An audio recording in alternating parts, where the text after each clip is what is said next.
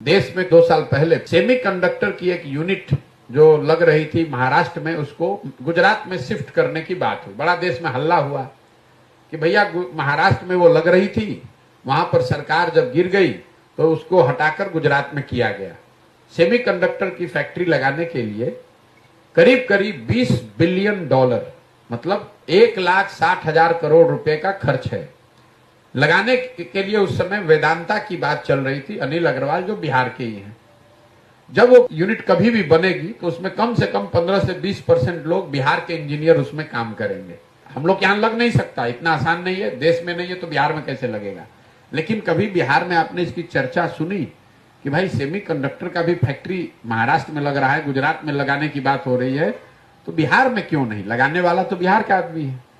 तो मैंने उसका जवाब ये दिया कि भाई पूरे कैबिनेट को बैठा लीजिए, नीतीश कुमार जो अपने आप को इंजीनियर कहते हैं भी, उनको भी बैठा लीजिए, उनसे खाली ये पूछ दीजिए कि सेमीकंडक्टर होता क्या है। जब यहाँ के नेताओं को यही नहीं पता है कि सेमीकंडक्टर होता क्या है, तो उसकी फैक्ट्री कैसे लगेगी और फैक्ट्री लगाने के लिए क्या प्रयास करना पड़ेगा, कैसी नीति बनानी पड़ेगी, ये कैसे आप आशा रखते हैं? तो बिहार में तो भाई जो शर्ट के ऊपर गंजी पहन ले वही नेता है। नेता वो है जिसको भाषा का, विषय का ज्ञान ना हो। जो जितना बड़ा लखेरा है, जितना बड़ा बेवकूफ है, वही इतना बड़ा नेता है। उसी को आप और हम नेता बताते हैं, और फिर हम और आप कहते हैं कि बिहार में तरक्की नहीं हो रही है, पढ़ाई नहीं हो रही।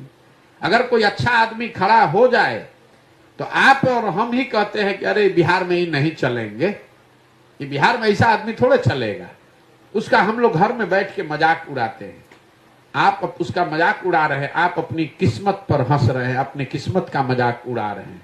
वो अच्छा आदमी, जब एक अच्छा आदमी हारता है तो 100 अच्छे लोगों की हिम्मत टूटती है, वो राजनीति में नहीं आता है। और यही दुर्दशा है कि इस कुचक्र में बिहार